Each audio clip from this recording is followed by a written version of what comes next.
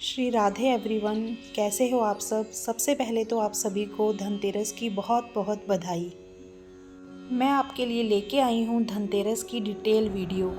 इस वीडियो में हम जानेंगे धनतेरस कब है, पूजा का शुभ मुहूर्त क्या रहेगा, क्यों मनाया जाता है, धनतेरस पूजा की विधि क्या है और इसके पीछे की पौराणिक कथा क्या है, और साथ में ही जानेंगे इस दिन क्या क्या खरीदना चाहिए और किस मुहूर्त में खरीदना चाहिए। तो चलिए करते हैं वीडियो को स्टार्ट। धनतेरस को धन त्रयोदशी और धन्वंतरी जयंती के नाम से भी जाना जाता है। त्रयोदशी तिथि की शुरुआत 29 अक्टूबर मंगलवार को सुबह 10:31 से हो रही है, इसलिए धनतेरस इस बारी 29 अक्टूबर को ही मनाया जाएगा। धनतेरस नाम धन और तेरस दो शब्दों को मिला के बना है, जिसमें धन का मतलब है संपत्ति और समृद्धि और तेरस का मतलब हिंदू कैलेंडर के अकॉर्डिंग है 13वीं तिथि।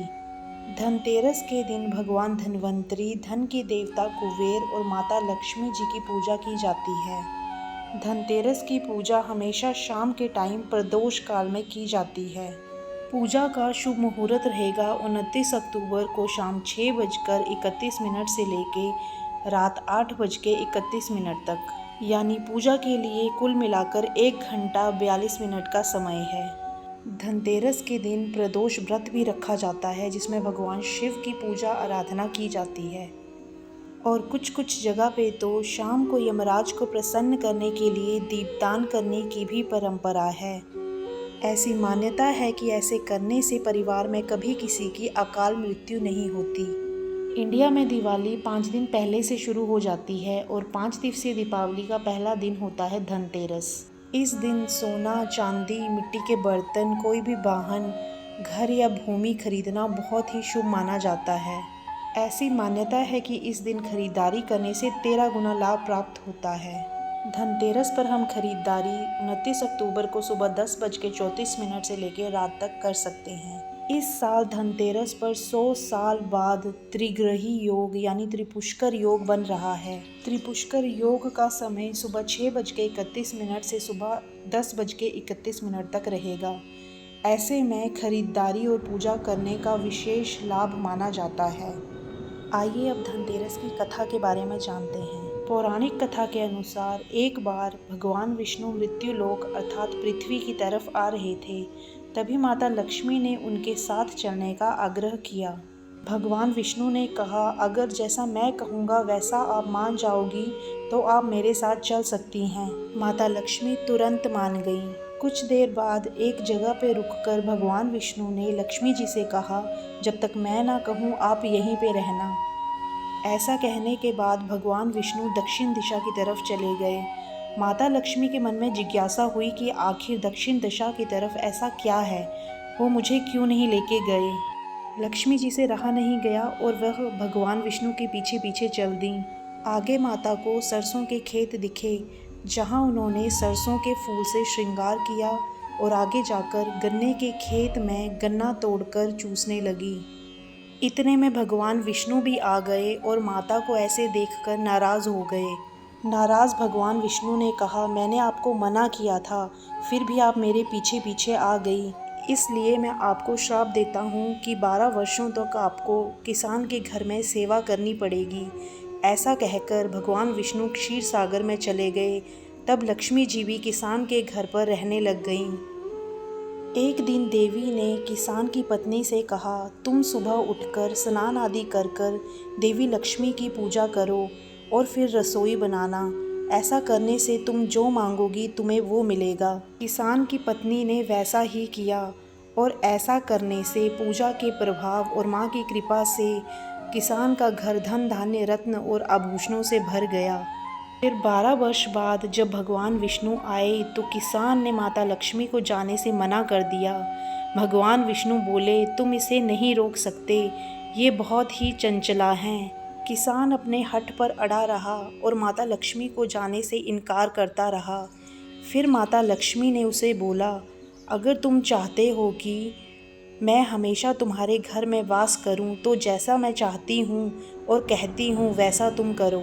कल कार्तिक की 13 तिथि है। तुम घर की साफ सफाई करके शाम के वक्त घी का दीपक जलाकर मेरी पूजा करना। एक तांबे के कलश में 1 रुपया भरकर रखना, उस कलश में मैं निवास करूँगी।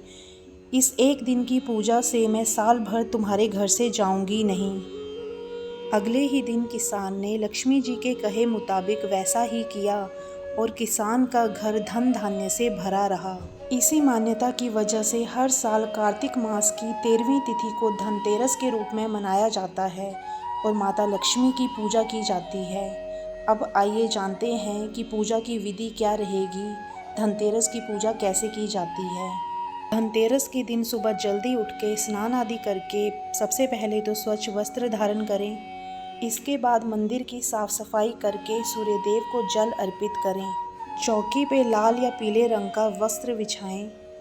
चौकी पर माँ लक्ष्मी, भगवान धन्वंतरी और कुबेर जी की प्रतिमा को विराजमान करें।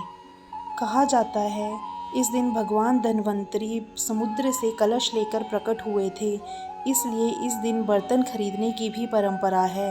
भगवान धन्वंतरी के बाद माता लक्ष्मी 2 दिन बाद समुद्र से निकली थी, इसलिए इस दिन के 2 दिन बाद दीपावली का पर्व मनाया जाता है। सोने, चांदी या मिट्टी के बर्तन जो भी आप खरीद कर लाए हैं पूजा की चौकी पे रख दें। सबसे पहले स्नान के लिए सबके ऊपर जल के छींटे दें। उसके बाद वस्त्र के रूप में सबके ऊपर मौली चढ़ाएं। सबको रोली या चंदन का तिलक लगाएं। हल्दी के अपने औषधीय गुण होते हैं, इसलिए सबको उसके बाद हल्दी का तिलक भी ज़रूर लगाएं। उसके बाद पूजा की चौकी पे सूखा धनिया ज़रूर रखें। धनिया धन का प्रतीक माना जाता है। ऐसा माना जाता है कि धनिया माता लक्ष्मी को बहुत प्रिय है। ऐसे में यदि आप धनतेरस के दिन सूखा धनिया खरीद कर इसे माता लक्ष्मी के चरणों में रखते हैं तो आपके लिए धन लाभ के योग बने रहते हैं। उसके बाद सबको फूल अर्पित करें और फिर घर में जो भी औषधीय चीज़ अवेलेबल हो जैसे दालचीनी, हल्दी, इलायची, तेजपत्ता भगवान धन्वंतरी को अर्पित करें और अपने परिवार के सदस्यों के अच्छे स्वास्थ्य की कामना करें। ताशे या मिठाई आप जो भी लेके आए हैं उसका भोग लगाएं। जो भी बर्तन आपने चौकी पे रखे हैं उनको खाली ना रखें, उनको खील बताशों से भरकर रखें। पूजा के बाद शाम को दीप जलाएं। एक थाली में 13 दीपक और बीच में एक बड़ा दीपक जलाएं।